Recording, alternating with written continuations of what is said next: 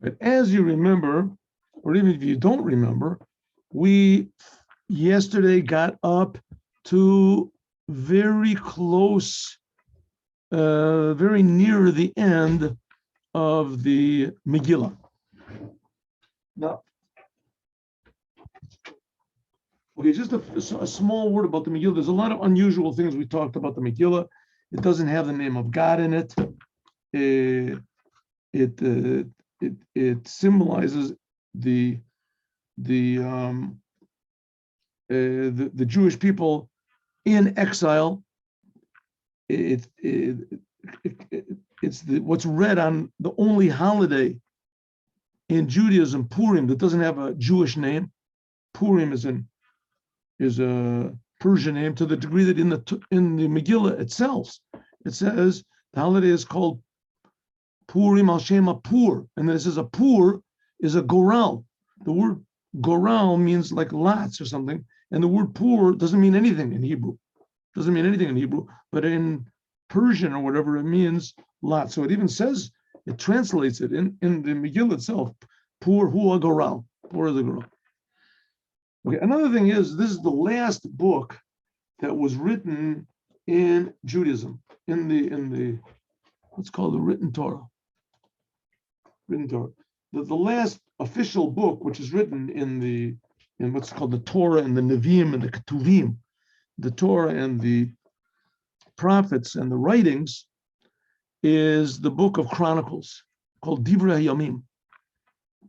And before that, there's the 5 books of Moses, and then afterwards the book of Joshua, and then afterwards all the what's called the Judges come in. The last of the Judges was Samson, and then after that is the book of Samuel. And Samuel is like sort of the first prophet. Samuel, of course, Moses was the first prophet, but Samuel is a prophet.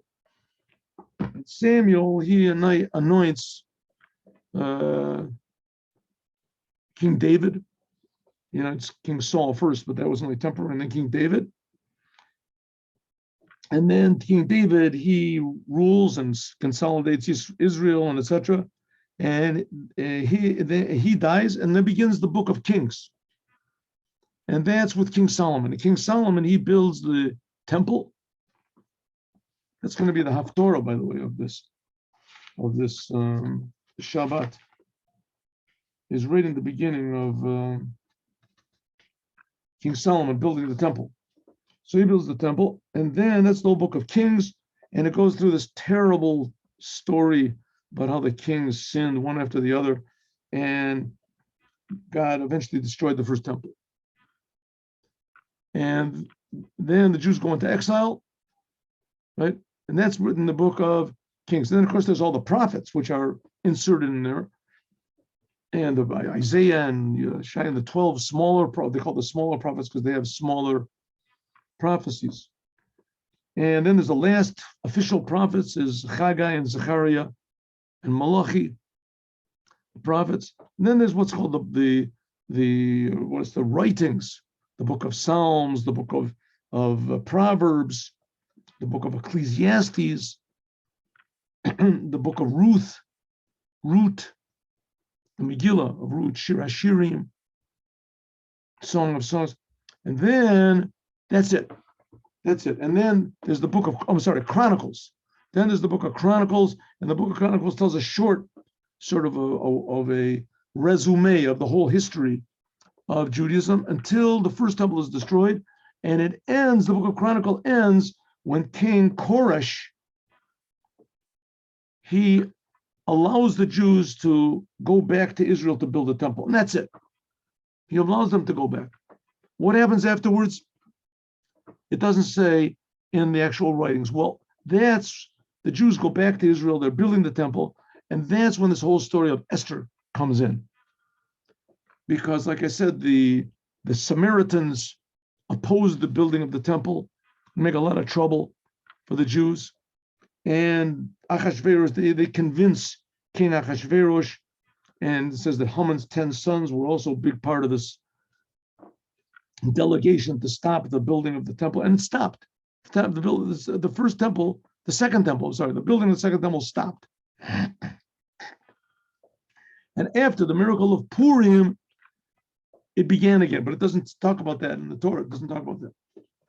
So this book of Esther is really written after all the books, and we're going to see in the end of the Megillah that Esther is going to have a little bit of a hard time getting this book accepted as one of the books of the Torah, and also that the holiday of Purim should be accepted as one of the main thing is the book. That's the main thing.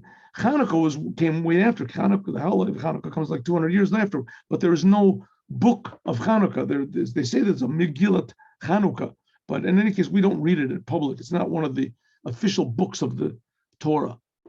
But Esther is, and it's the last one. So that's one of the things that's written. And that's one of the interesting things about the book of Esther. Okay, here we go. So it says, therefore, they call these days Purim. We did this yesterday, but we'll do it again.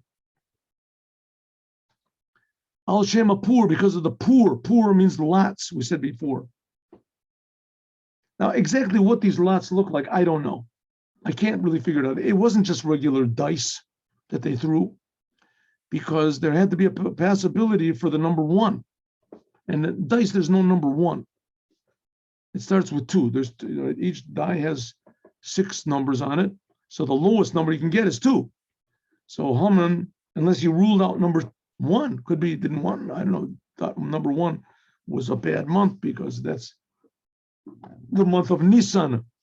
That was the month when the Jews got out of Egypt, and so maybe he ruled out number 1 anyway. So let's say he threw dice, whatever it was. And that's the poor. That's the goral, that's the dice that he threw. And because it ended up, it came out exactly opposite what he wanted. This happened to be comes out to be a lucky month for the Jews. Adar, that's when Moses was born, it says. So therefore, it's called the Purim. Therefore,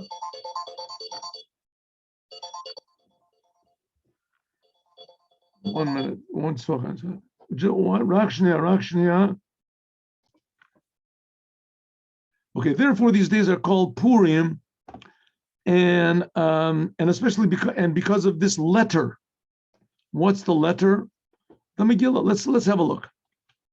Rashi says, therefore these days are called Nikvu. These days were set for all the generations. Which days are we talking about? The 14th and the 15th. On the 13th day, that's when the open cities they made their main victory. On the 13th, so they celebrate the day after their Purim, regular Purim, as the 14th day of Adar, 14th day. And the walled-in cities, they celebrate their victory was the day after. Their victory was on the 14th, so they celebrate on the 15th. In other words, each one separates the day after their victory, the day when they were. So that's these days that Purim in cities that don't have walls around them. In Israel, it's celebrated on the 14th. Everybody outside of Israel celebrates on the 14th. And in Israel, on the 15th. Okay. And cities that have walls around it, they celebrate on the 15th. What they saw, that's what he says. What they saw up to now, what did they see? They saw all of these all these amazing things which occurred. What happened? What did they see? They saw Achashverosh, that all of a sudden they saw how Achashverosh took out the vessels from the temple. And what happened? That all of a sudden the devil started dancing between them and he killed his own wife. And Haman all of a sudden decided to have jealousy for Mordechai. And what happened to him? That he got hung on, him and his sons got hung. And they also saw Mordechai, that he did not bow down. This is what Rashi says. He did not bow down, and he did not even bend his knee or bow down. And what they saw, how Esther, that she made the party for Haman, how she invited.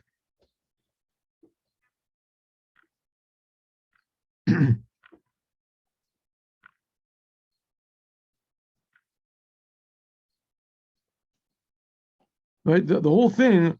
That's what let's go back to the Malbim. It says, why are the holidays called Purim? Because it shows that the poor, these dice or whatever that Haman threw, came out exactly the opposite. and it was his lucky charm. He thought became our lucky charm because everything was against the Jews, and God changed with divine intervention the whole entire thing around for the Jews. In other words, even when everything is against you, don't think it's going to turn out bad. Looks like everything is against. That's the whole idea of the miracle that occurred. Kimu v'kiblu, very good, Stephen, hello. Kimu, the Jews fulfilled, and they kiblu, and they accepted on them and on all of their seed, and anyone who went with them, and it won't be forgotten that these days are these 2 days, the 14th and the 15th, will be every single year. Every single year. Rashi says, what do they mean? The people that accompany them, the converts or people that are going to convert. And it will be revealed. It says, it was written in their language. In other words, it was written in Hebrew. It became one of the parts of the Hebrew Torah. And that's what he says. The days will not be forgotten. It won't be similar to other decrees that the rabbis made, that they can sometimes only last for a certain amount of time and then they'll stop. But these 2 days, namely the open days of 14th and the days that are surrounded on the 15th, they make it for all generations.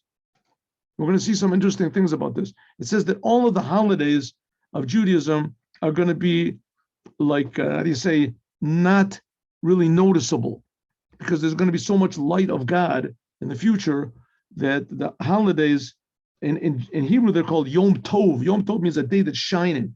It's a day that there's a little more godliness, the holidays. It says that all the holidays will not be felt in the future, but Purim will. Purim will.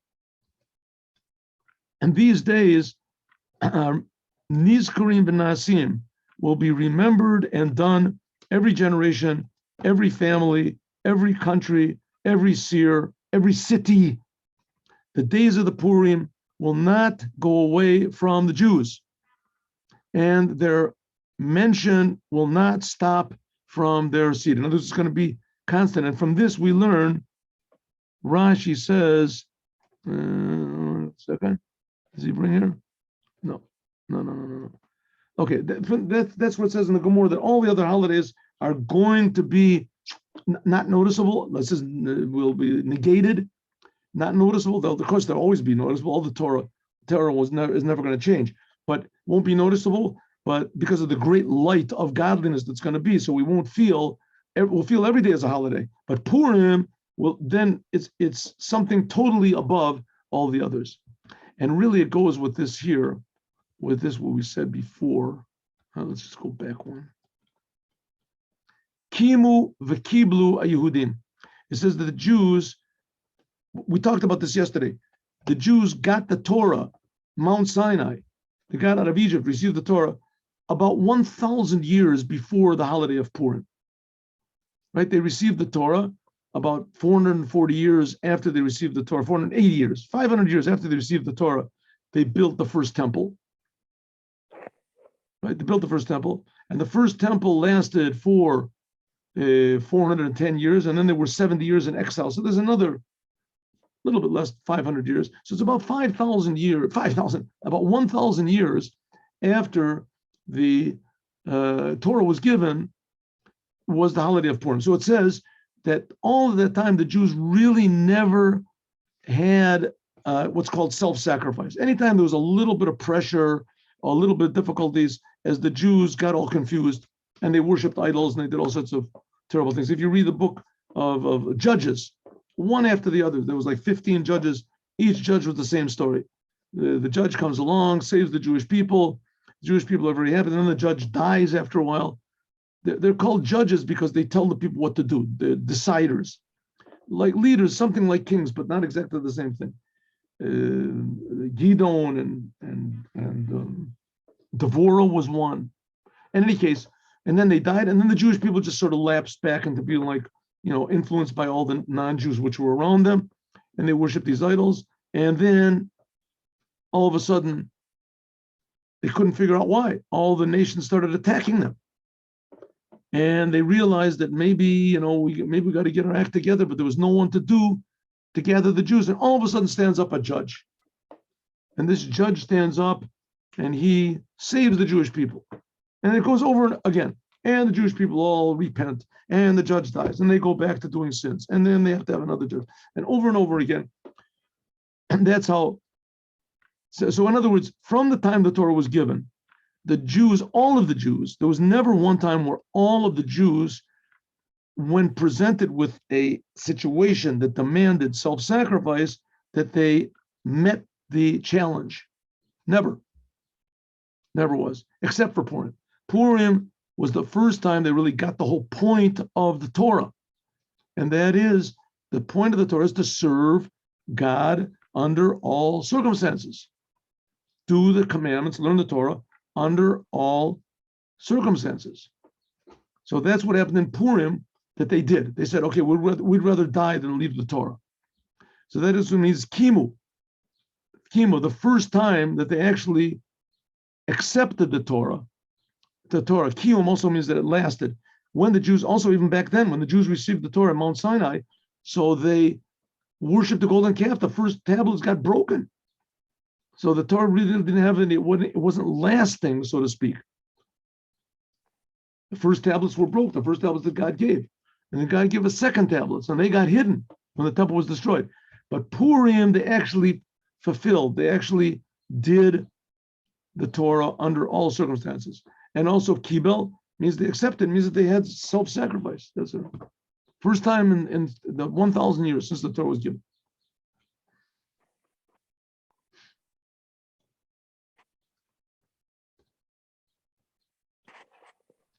Just one more thing. This is a saying that's used. Nizkarim v'naasim. The Lubavitch Rebbe used to use this in all sorts of situations. Means that whenever we're talk about doing something good, that it should also be done. Nizkarim v'naasim. It's not good enough to just talk about it, but we also have to do it. If it's a thing that depends on God, like for instance to bring Mashiach, so we say Nizkarim. If we mention it, then Nasim, may it be done. May it actually be done physically.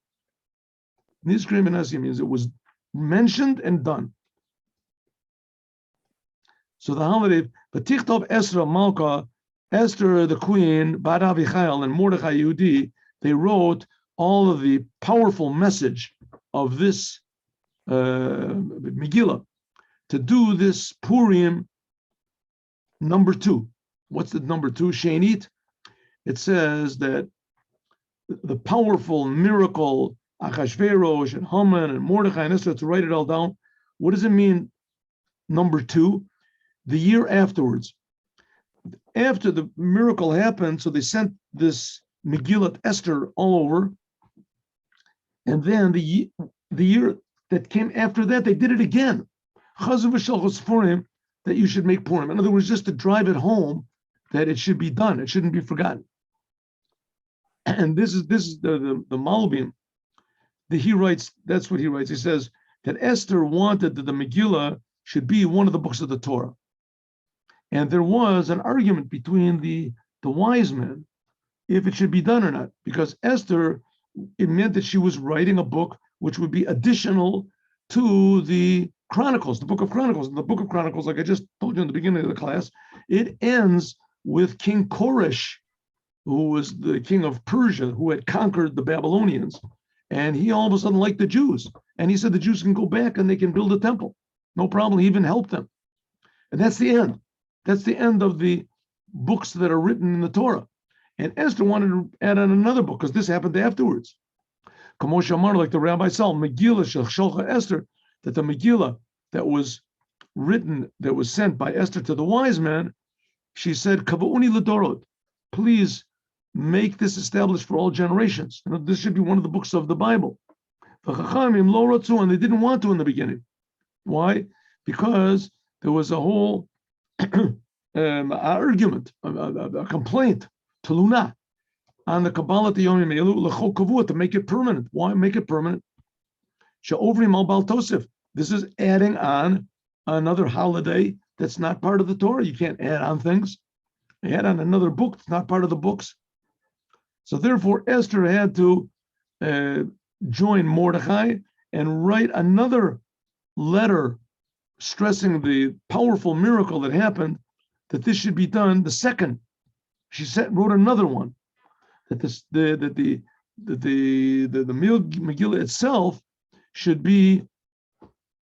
Then she sent the Megillah as it is right now. That's what we just finished reading, and they finally accepted it after they sent the second time. They accepted it. And by the way, every time they say Megillah Hazot, you lift it up and you shake it. The Megillah, the one who's reading. Vayishlach Safarim al kol miuduyin al sheva v'esrim me'omidida malchus Achashverosh, that she sent letters to all of the Jews in all of the 120 countries that Achashverosh ruled, words of peace and truth. What does it mean? That as soon as the wise men decided, oh, we're going to do it, so instead of the book of the Megillah being in the subject of an argument, and she sent words that all of the wise men should have peace between them, and that the final decision to make the Megillah part of the books of the Torah was proper. Kasher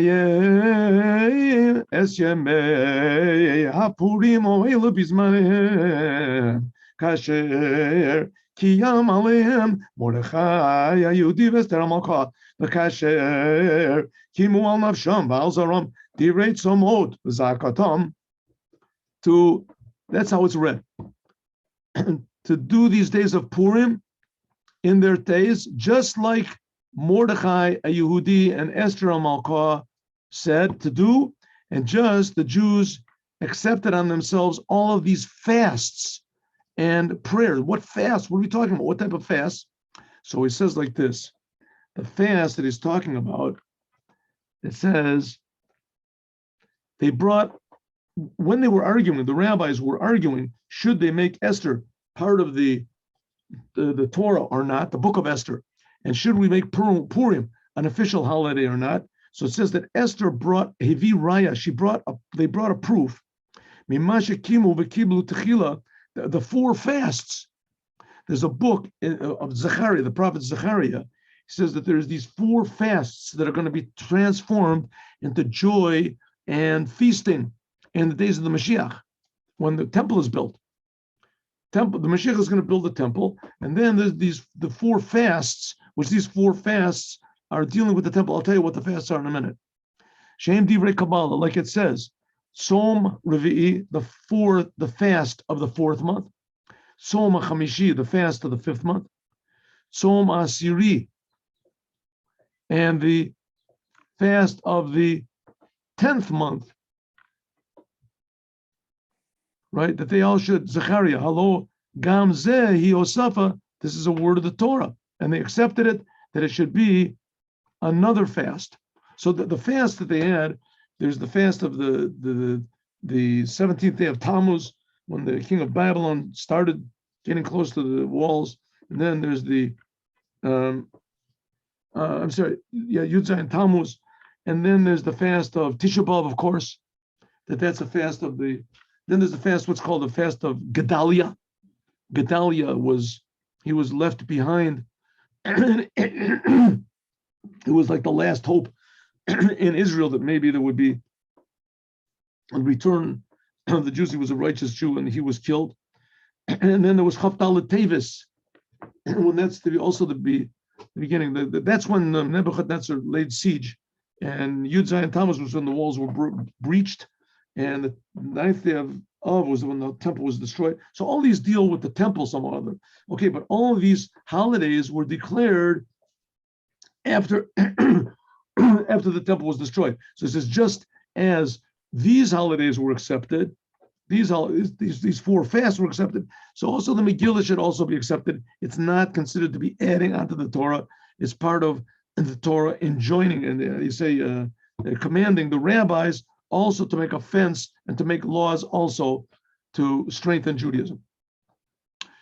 The word, so Umamar Esther Kiyam Divrei Purim Eilu v'nichta b'sefer. Therefore, it was written in a book. Esther requested. Now, the Rashi is just saying what the Malbim said before. Esther requested from the wise men that they should write this book with all of the other books of the Torah, and that's what it means v'nichta b'sefer, that it was actually accepted as one of the books of the Torah. Like the Malbim says, also the rabbis they agreed that it should be. Okay, one more chapter of Megillah Esther, and it only has 3 sentences in it. Ready?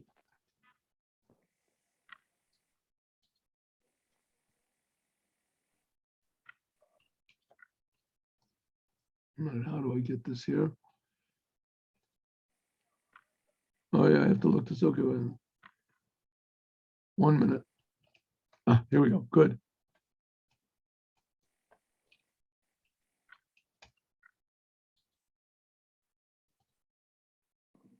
No, made a mistake. Okay. Don't give up. Don't give up. Not allow the machines to conquer us. Here we go.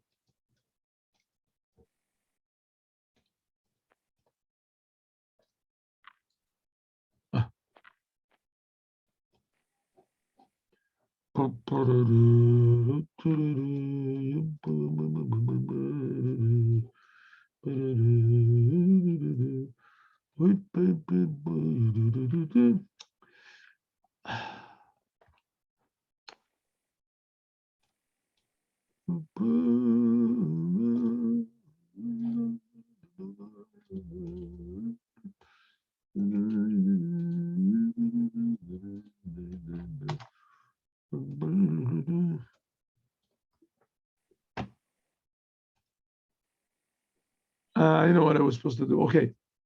I was supposed to do something else. Okay. There we go.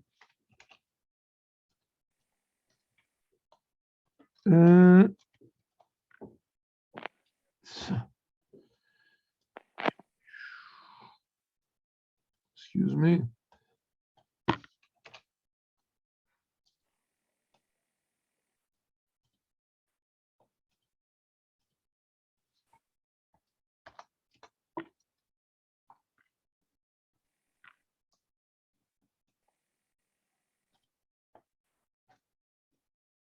Yes. There we go. Okay.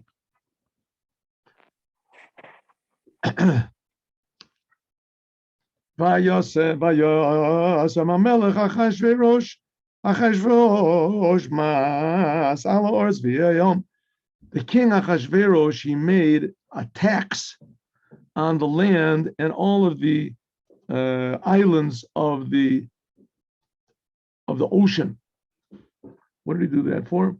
He said, it tells us how Mordechai succeeded in conducting the kingship, that he also, with the king, he conquered even more cities until the king, the new cities and the new countries, that he took taxes from them also. According to this, Achashverosh wasn't ruling the whole world, or maybe he was ruling and he didn't. That's what the Malbim says, that he helped to conquer even more cities. Could be even the cities willfully joined, the king. Okay, all of the power and the strength and the greatness of Mordechai, that the king made him great, is it not so that they are written al sifrei divrei yamim d'malchei mandai paras? This is also written in the history books of Greece and Persia. That's what it says. That maybe at that time they were. Maybe they still are. They'll find them. Ki Mordechai Yehudi Mishneh LaMelech Achashverosh v'Gadol HaYudim v'Rotzu Ro v'Chov v'Doresh Tov Lamo v'Dover Shalom The calls are oh. That's the end of the Megillah. What does it mean? That it says Mordechai was pleasing to the majority of his brothers. What do you mean majority of what? Not everybody, saved the whole Jewish people. So Rashi says the majority, not everybody. There were some people that didn't like him because he became close to the king, and therefore he stopped learning. So there's always going to be people that even if you save their lives, they're going to find something wrong with you. And that was the example of Mordechai. The Kol Zaro, that he added on his people, the Chasalta, he added greatness to all the Jewish people. And he says, right, Chasalta, Megillat Esther. That's the end of Megillat Esther. We learned the whole entire amazing story. Now, amazingly enough, we see, and the Rebbe points this out, that we see that it says that the Jewish people accepted the Torah, right? They all accepted the Torah, and by kimu v'kiblu, we said they accepted the Torah. So the Rebbe says, interestingly enough, that sentence, when did they accept the Torah? When they were under pressure, right? The Jews were under pressure. The Haman wanted to kill them, and they were under pressure, and that's when they fulfilled the Torah. So the Rebbe says, well, that's nice, that's a good idea, but that's not really the way it works out, because that sentence was written after Haman was already hung, and Esther already had things. The house of Haman was in her hands. So the Lubavitcher Rebbe points out that is the point, the purpose, the job, the unique ability of Mordechai, the leader of every Jewish people, is that the Jewish people should always accept the Torah. In the same way, when there's no troubles and there's no problem, there's no Haman, and everything is good, they should have the same devotion and self-sacrifice as they did when there was all these things. So it was when Haman was pressuring them and he was going to kill them. So all the Jews said, no, I am a Jew. I am willing to give my life for being a Jew. But all of a sudden, when Haman was killed, so you might think that the Jews would say, whoa, that was close. Let's just go back. Let's make a big party. Forget it. They made Purim. So we'll just make party all the time. And we're free of enemies. So it says, good. It's a good thing to make a party on Purim. But afterwards, you have to have that same self-sacrifice as you did when you were under pressure. So the Rebbe said, how can you do it? The only time Jews have self-sacrifice is if there's some sort of pressure. There has to be pressure, but there's no pressure. They can't imagine that there's pressure. So the Rebbe said, no, what should pressure us and drive us crazy, even more crazy than Haman, is the fact that Mashiach is not here. The fact that there's one person in the world, even a non-Jew, that does not know about the oneness of God, that does not feel that God is creating it, that does not feel the truth of the Torah, 7 Noahide commandments. If there's one Jew that doesn't know about the Torah, even one non-Jew that is not aware of the oneness of God, it's a sign that the world is sick. Something's wrong. Right? Something is wrong. It's like a person saying that he's totally healthy and all, just one toe has gangrene on it or something, or then the person is not healthy. Something's wrong. Should make him feel bad. So that's the whole idea of Purim now, and that's why it says that Purim is greater than Yom Kippurim. To the degree that Yom Kippurim is just Purim. It's something like Purim, but it's not.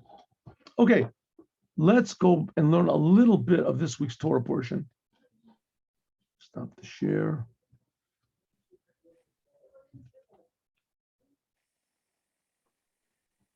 Stop the recording.